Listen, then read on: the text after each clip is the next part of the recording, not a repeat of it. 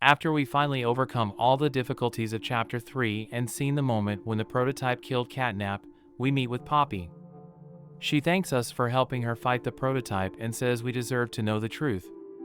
After that, Poppy gives us a tape, the events of which toys and mascots used to call the Hour of Joy. Judging by the recording, it can be said that on that day the toys decided to rebel against the scientists of Playtime Company to avenge the cruel and inhumane experiments. What is the Hour of Joy? Who participated in the organization of this event? What are the causes and consequences of this action?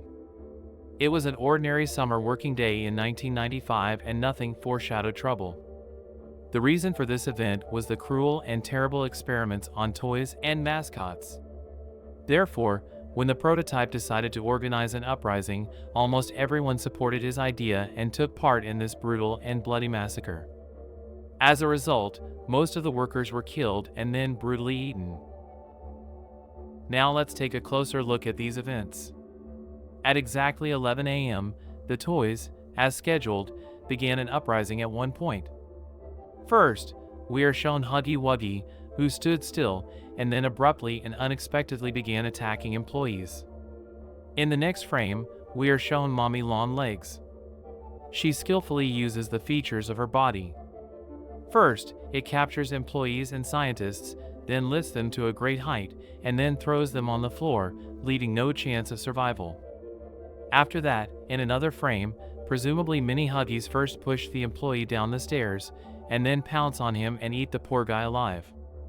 Then they show us the school. There, Miss Delight and her sisters chase after fleeing people to kill them. One of them runs into the classroom, following the fleeing man. In the next scene, the employees of Playtime Company were transporting Kissy Missy and she started attacking them, throwing them in different directions. In the very next frame, Boxy Boo attacks and brutally kills an employee in the hallway. Towards the end of the recording, we are shown a Catnap. He walks around Playcare looking for survivors to kill them.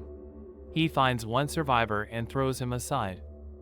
At the very end of the tape, we are shown the aftermath of the Hour of Joy. The corpses of murdered employees and scientists fly all over the territory of Playtime Company. Almost all the employees were killed. Everything happened so fast that almost no one managed to escape. Toys and mascots killed everyone in their path. They didn't care who was in front of them, guilty or not.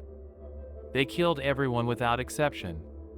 In the end, this event had a negative impact on the fate of the campaign. Playtime Company was closed and abandoned due to the disappearance of employees. Most likely, even if there was an attempt to start an investigation and understand what happened to the company's employees, it was not possible to find out anything. This is confirmed by the fact that at the beginning of Chapter 1, the protagonist knows nothing about the fate of the employees except that they disappeared en masse under mysterious circumstances, after which the company was closed. When the Hour of Joy ended, the bodies of the dead were lowered into the darkest and deepest places of Playtime Company. After that, toys and mascots ate all the murdered employees and scientists to satisfy their intense hunger. However, the food quickly ran out and serious hunger set in. Eventually, the toys started attacking each other to eat. The strongest and most dangerous toys survived. Exploring the locations of Poppy Playtime, we can see the fate that befell the weakest toys. Their dead bodies can be found in corridors and rooms. It was very cruel. For example, Miss Delight went crazy because of hunger and killed and ate her sisters. You can learn more about this in my video about the full story of Miss Delight, the link to which is in the description. Now that we have learned the full chronology of events, it remains to answer a few important questions. How did the prototype manage to organize such a large-scale uprising? How did he keep in touch with other toys and mascots? How did he manage to coordinate all the actions, avoiding a disagreement between the mascots and toys?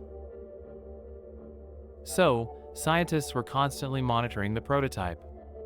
He was in the room and was being watched through cameras. How did he manage to organize the Hour of Joy unnoticed by everyone? The prototype was able to briefly turn off the video surveillance camera, which was closely watching it. After the scientists managed to restore the camera's operation, they discovered that the prototype had disappeared from the room and was not visible. One of the scientists went to check the room and it turned out that the prototype was hidden in the blind spot of the camera. Therefore, it was not visible on the monitors.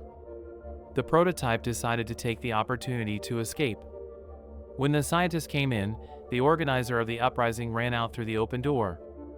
As a result, the prototype managed to escape, and after that, after a while, the hour of joy began. In general, he was an ideal organizer who was ideally suited to the role of the leader of the uprising. He could parody any voice he had heard at least once. This is an excellent ground for manipulating toys and mascots. Do not forget the fact that all toys are former orphans, and children are much easier to manipulate than adults. The prototype also had a huge intelligence. It was thanks to these qualities that he could easily and effectively manipulate scientists and toys.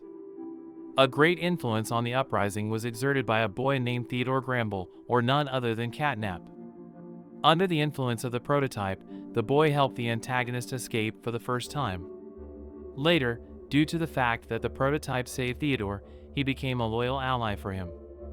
It was Catnap who could pass on the prototype's words and instructions to other toys and mascots and solve other issues to prepare for the uprising. Take a look at this drawing. Does it tell you anything other than the connection between the prototype and Theodore? He tells me that the organizer of the uprising could have made his way through ventilation or other secret passages to other toys and given instructions. But how did he manage to get the full agreement of the other toys? Perhaps they didn't mind, and many of them didn't even have to be convinced. This is due to the fact that they could get very tired of experiments. Scientists brought them so much suffering and pain that it is quite possible that the subjects were willing to do anything to stop it. Someone wanted freedom. Someone wanted revenge, but I'm sure there were those who didn't want to go down the path of bloodshed. In any case, they were united by a common goal to gain freedom and end their suffering. But what happened to the descending toys? It is likely that the tortures that Dog Day was tortured with will be the answer to this question. He might not have supported the prototype from the very beginning because of the too great cruelty and bloodshed of the uprising. Maybe he didn't mind killing scientists, but most likely he didn't want to touch innocent workers. This is confirmed by the fact that we do not see a single frame on which this character appeared on the tapes. In the end, we see what this position has led Dog Day to. He is caught, tied up, and then brutally tortured. According to another version, Dog Day could have taken part in the Hour of Joy and went against the prototype after these terrible events. Perhaps he realized the cruelty of this creature and dared to go against it. What did the events of the Hour of Joy lead to, and what impact did they have on toys? Almost all the employees were killed. The life of almost all toys has become even worse or even ended. After the staff and scientists were being killed, there was nothing to eat, and they had to kill and eat each other just to survive. Playtime Company, as a result, it was closed. The only winner was the prototype. He used toys as supplies to achieve his goals. The Hour of Joy is a good example of the fact that there are almost no winners in such uprisings. Almost all the participants either lost their lives or began to suffer even more. Write your guesses about the Hour of Joy in the comments. How do you feel about these events? And whether the employees of Playtime Company deserved it? In general, such a cruel fate? Don't forget to subscribe to the channel and like it. Thank you all for watching. See you in the next videos.